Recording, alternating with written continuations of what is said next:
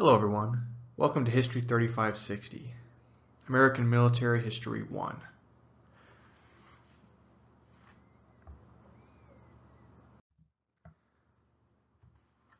In this video, I'm going to provide some introductory material to the study of American military history. First, we'll discuss what military history is as an academic discipline, what it is and what it is not. Then we'll discuss the importance of military history and why studying it is a worthwhile pursuit. After that, we'll discuss the philosophy of military history and how the field has changed over time. Then we'll cover some important military history terminology and definitions, as well as some trends within the field of American military history.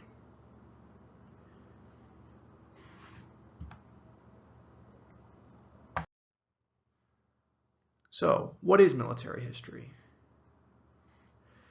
Military history is the study of the role that armed forces have played in past events.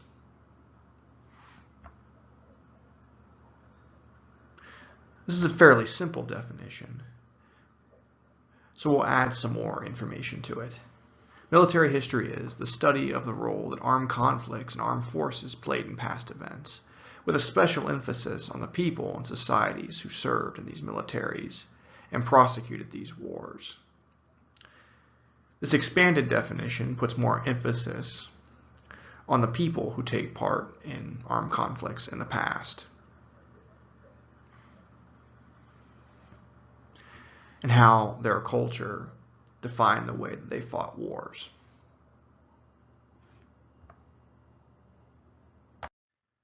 In light of the definitions given on the previous slide, military history is a holistic, often interdisciplinary study of warfare in militaries in the past. Military history analyzes and interprets military operations, combat, technology, tactics, and strategy. This is often called operational military history, which focuses on how the wars in the past were fought. Military history also considers the role that a society's culture plays in how it structures its military and fights its wars. This is often called the war in society element of military history. Good academic military history is both bottom-up and top-down. It will consider how high command and policymakers, generals, high-ranking officers, politicians will determine a military's grand strategy, but it will also consider how everyday military personnel put these strategies into action. So you see perspectives from high-ranking officers, but you also see perspectives from everyday enlisted soldiers and what their experiences were on the ground.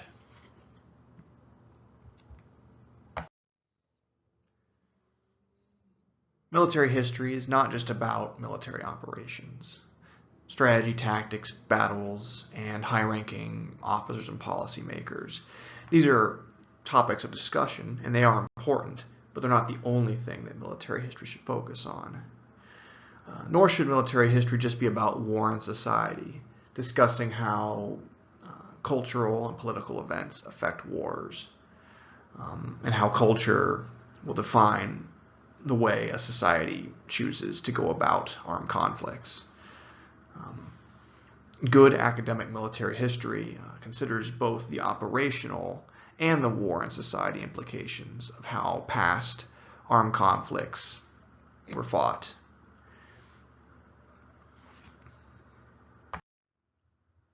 So why is the study of military history important? Well, on the operational side of military history, we discover that studying the strategies, tactics, and military leaders of the past can help present-day policymakers and military professionals develop better tactics and strategy to make the militaries they lead more efficient, effective, and combat ready, allowing them to minimize casualties and prosecute wars and achieve victory more quickly and easily. On the war and society side of military history, we can learn more about a society's cultural beliefs and how they impact their approaches to warfare, and of course how people across time respond to the experiences of war. In many ways, the people in the past responded to the violence and trepidations of warfare in the same way that modern day people would. In other aspects, they often responded very differently than we respond to war today. Now we'll discuss some of the philosophy that underpins military history. One of the most important military philosophers of all time was Karl von Clausewitz, a Prussian soldier and scholar. He defined war as policy with other means in his most notable work on war. Clausewitz basically argued that when powers, whether they were nation states or empires or civilizations, could no longer reach agreements through peaceful means, they would turn to warfare, and that warfare was the act of compelling one's political opponents to do your will through the use of violence.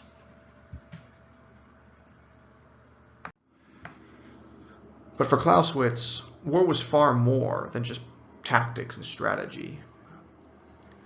Clausewitz argued that military theorists and military leaders must study philosophy in order to better understand their own troops and their enemies, and why their societies had gone to war. Modern, holistic military historians are in debt to the work of Karl von Clausewitz, because Clausewitz encouraged people to not only look at battles and generals, but to look at the social and cultural and philosophical implications of warfare.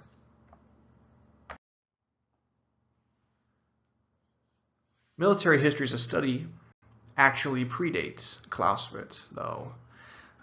Historians have studied warfare for millennia, and in some ways, the first historians were also the first military historians.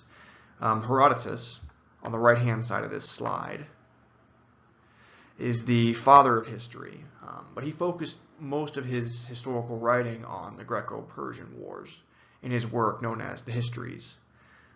Other early historians, particularly of the Greco-Roman world, also put a heavy emphasis on warfare in their works. Some examples are Thucydides, who wrote about the Peloponnesian War, for example, and Livy, who wrote about the wars of the Roman Republic. When history became an academic discipline in the late 1800s, military history became the domain of military academies and was often avoided in universities. This continued for most of the 20th century. Academic historians did not really want to talk about military history, believing it was too focused on battles and strategies and tactics. And military historians felt that studying the cultural implications of warfare was beyond their scope and was a distraction from studying the nuts and bolts of warfare. The very same nuts and bolts of warfare that their students, most of whom were going to go and serve in the military, would need to know so that they could lead their troops effectively and win battles. In the late 20th century, new military history emerged. New military history is the combination of operational military history and what is often called war and society military history, as discussed at the beginning of this video.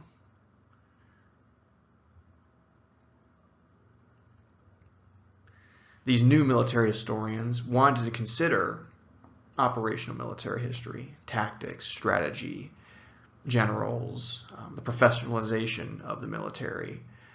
But they also wanted to consider the role that culture and society played in these developments and in how past civilizations chose to understand warfare and prosecute warfare. In new military history, everyday people's experiences with warfare became a lot more important. Both military personnel of the enlisted ranks as well as civilians they became a subject of increased discussion in new military history.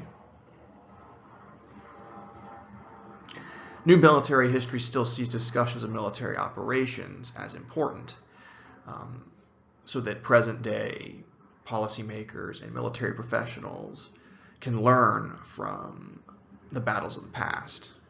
But also because the battles of the past often reveal how people in the past behaved in warfare and behaved under pressure and in traumatic circumstances.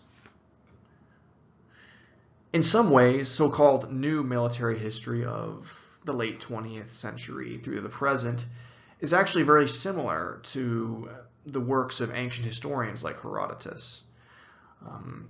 These ancient historians like Herodotus studied the military operations of ancient wars, in Herodotus' case, the Greco-Persian War, but Herodotus also studied the cultures and civilizations that took part in the Greco-Persian conflict.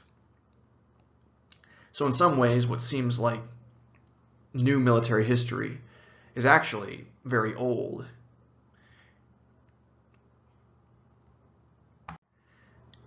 And a return to the way things were in ancient times. Now that we've discussed what military history is and its origins and how it changed over time, we'll go over some important military history terminology. First, we'll discuss military strategy. Strategy comes from the Greek word strategos, meaning the arrangement of troops, and it's a set of ideas implemented by military organizations to achieve strategic goals. These are often done on a civilizational, national, or imperial level. We often use the term grand strategy as well, as a way of referring to how a nation-state or an empire or a civilization chooses to conduct its wars on the macro level. Tactics fall within strategy. In other words, strategy informs tactics. Tactics are the organizing and commanding of fighting forces on or near the battlefield.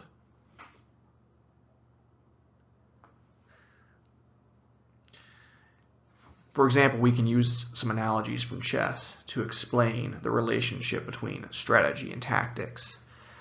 Strategy in the game of chess is the player's plan for how to capture his or her opponent's king, whereas the tactics are the decisions this player makes with each individual move. Do they move a pawn, or do they move a bishop, or do they move their queen to protect their king? Those are tactical decisions, whereas the strategic decision is their plan for capturing the other side's king.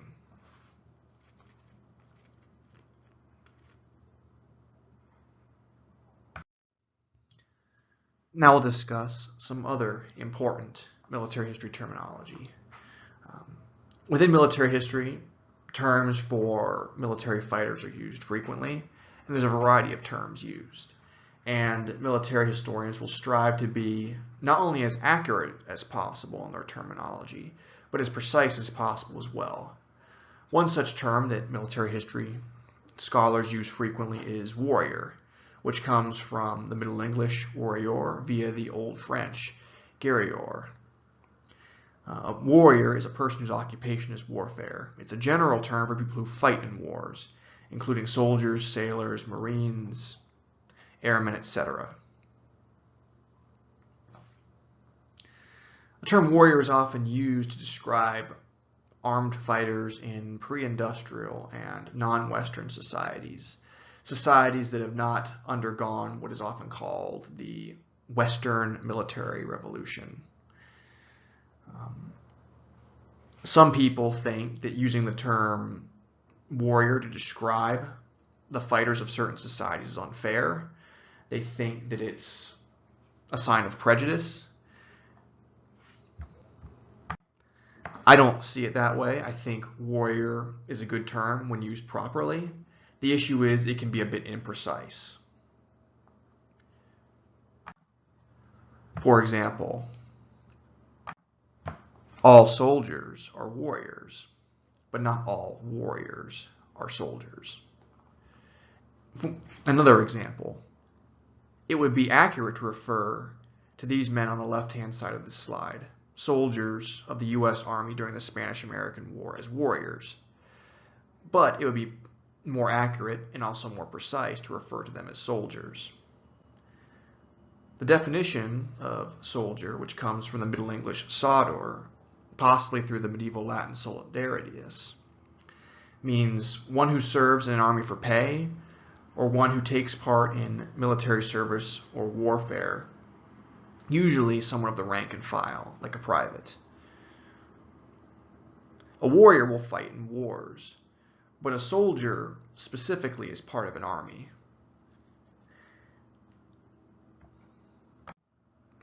And as a soldier will have a specific identity related to his training, his membership in a military unit, and a relationship with the culture of the military force that he is a member of. So it's not that warriors is a bad term and soldiers is a good term. It's that soldier is a more specific term than warrior. Soldier is used to describe warriors who fight in armies. Within the context of American military history, a soldier is used as a term to describe someone who is a volunteer in the Army, or someone who has made Army service their career. Someone who volunteers for temporary service in the U.S. military is usually referred to as a volunteer in American military history, whereas career soldiers who make it their goal to serve for many years or even their lifetime in the military are referred to as regulars. You'll see the term volunteers and regulars pop up frequently in this course. Now we'll discuss some major themes within American military history, as identified by our course's textbook. The course text identifies 6 themes that are particularly important. Theme 1, rational military considerations alone did not always determine military policy in American military history. What the authors mean in this point is that considerations off the battlefield are very important and essential to studying why American military policymakers made the decisions they did, and then why individual American military personnel, whether they are soldiers or sailors or Marines, why they made the choices they did in battle. Things like financial considerations are very important. The civilian population's attitude towards a specific war are important. These considerations will affect how wars are fought. Once again, showing the importance of considering the war and society perspective of military history. Point 2, grand strategy was built on pluralistic military institutions. What this means is that the U.S. military has had many branches and many different types of service over the years. We have the U.S. Army, Navy, Marine Corps, Air Force, Coast Guard, and now we have the U.S. Space Force. And we've had military branches in the past.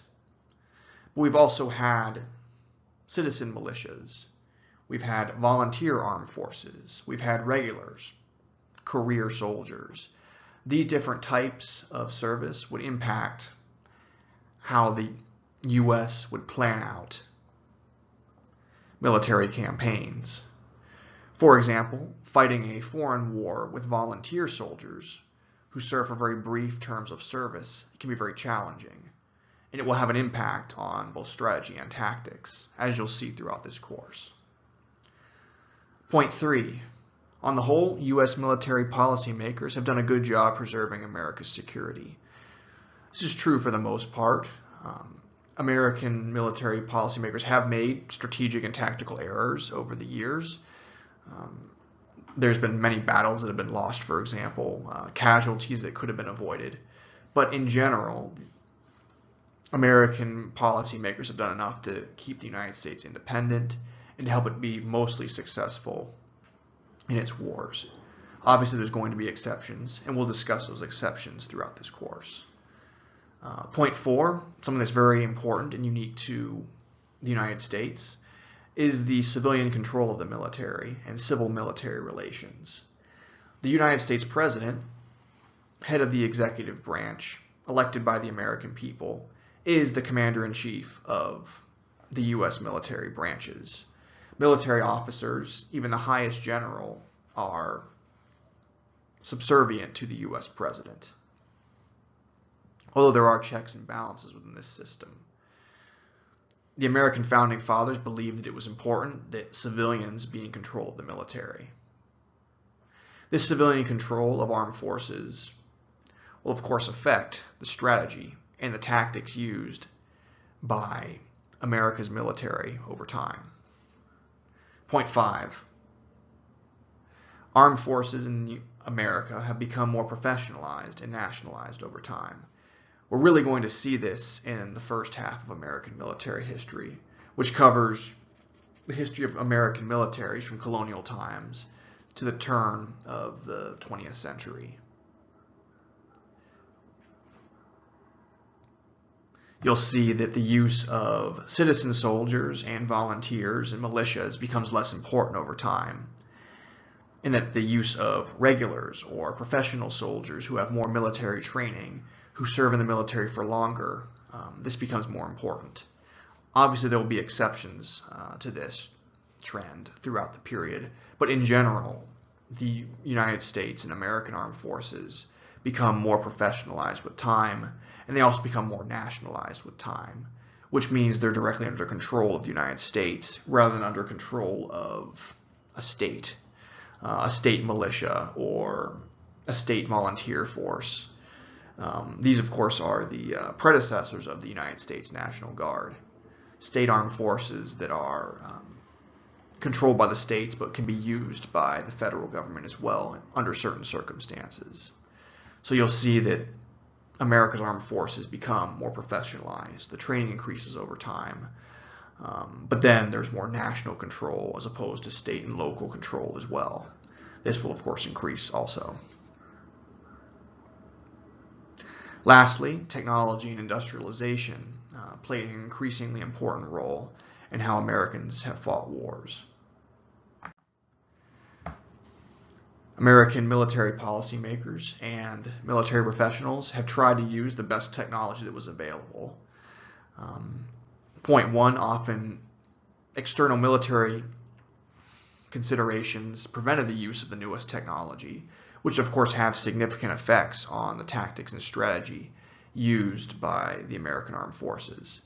What you'll see is that over time, the use of technology and industry becomes even more important in American military history. And this trend will, of course, continue throughout the 20th century and into the 21st century. But the 20th century and the 21st century are a bit beyond the scope of this course. Before I wrap up this video, I want to go over some symbols you'll see throughout this course, particularly on battle maps and battle plans. These symbols were developed to make reading battle maps easier, but in some ways they can be complicated as well, particularly for those who don't have as much of a background in military history. As military technology increases, of course, more symbols are added, but we'll focus on the symbols that are the most important for the study of American military history from the 17th century to the end of the 19th century. One symbol you'll see very frequently is the symbol for infantry, which is a rectangle with an X through it. Cavalry is a similar rectangle, but it has one slash going from the bottom left to the top right. Artillery has its own symbol as well, a rectangle with a circle. When it's in position, it will be a series of horizontal lines and vertical lines, seen here. Supply trains look a little bit like a wagon, which makes them a bit easier to remember. Other symbols that are important are fieldworks, which look a little bit like triangles, and then strong or prepared positions, which are designed to be more permanent than field works, which look a little bit like the embrasure of a castle. So they look like a castle because they're meant to be more permanent, like a castle. You also see the symbol for a fort, which is a rectangle with lines protruding from each of its corners. And then you'll see symbols for bridges and swamps. Swamps look like bits of grass here, which makes them easy to remember.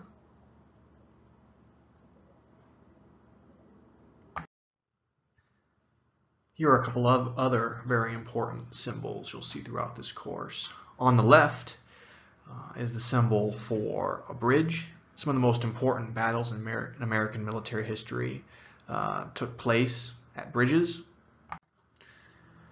And on the other side of the slide, you'll see two crossed swords, which is the symbol for a battlefield. Usually you see this symbol on a large map of, for example, North America as a whole to mark a battle site. You won't really see this symbol on a smaller battle map as frequently.